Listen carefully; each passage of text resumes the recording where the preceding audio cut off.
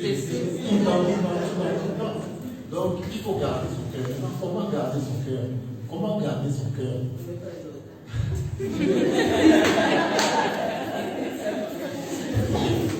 Comment garder son cœur?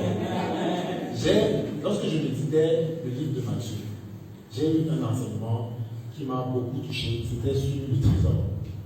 Matthieu 6, 21, là il y a ton trésor, c'est là il y a ton cœur. Et puis dans Matthieu 13, Jésus dit que le trésor, c'est quelque chose qu'on cache. Alors, si tu fais de la parole de ton boss qui est plaisante un trésor dans ton cœur, ça va s'enraciner, ça va continuer à te blesser.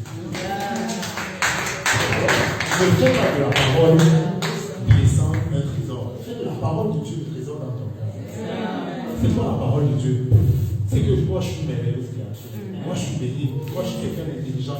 Moi je veux apprendre. Même si tu m'as dit que je suis nul, comme elle disait, je ne suis pas nul. Moi je veux plutôt apprendre comment bien faire et avancer. Mais si je garde la parole, tu es nul. Je vais dire, je suis nul. Mais je suis nul. Mais comment je suis nul? Et puis tu commences à méditer sur le fait que tu es nul. C'est comme ça que tu as fait de cette parole un trésor.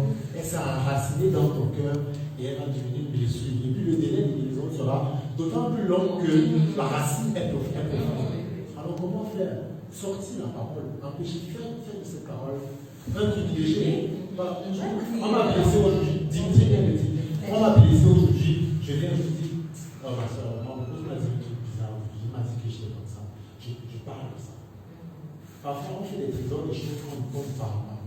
Les psychologues sont comme ça, ils te font parler. Quand tu sors de là, alors je sens bien. En fait, tu as fait sortir la parole qui était la semence vraie. Tu as fait sortir ça dans ton cœur. Et tu as commencé à parler, c'est sorti. Et puis, le vent a emporté, les oiseaux vont emporter. Mais par contre, si tu fais de cette parole le trésor, elle va s'enraciner dans ton cœur. Elle va devenir un sycomore qui sera difficile à déraciner par la suite. Et puis, plus tard, tu auras même peur de t'engager dans un nouveau boulot parce que tu vas te dire, j'ai été blessé. Une relation amoureuse, un garçon t'a blessé, tu as la laissé dans ton cœur. Tu auras peur de t'engager à nouveau. Tu auras peur de faire un autre concours parce que tu as fait un concours, tu as échoué. Parce que tu as gardé ça dans ton cœur. Mais si tu gardes la parole de Dieu dans ton cœur, dis que la parole de l'ennemi livrait, je décide de ne pas garder ça. Ce n'est pas important pour moi. Ce qui est important, c'est ce que Dieu dit de moi. Quelqu'un parlait de son identité en Christ. Si tu connais ton identité, tu sais ce que Dieu dit de toi, c'est cette parole que tu gardes. La parole descend de ton boss, vraiment désolé, mais fais ça sortir.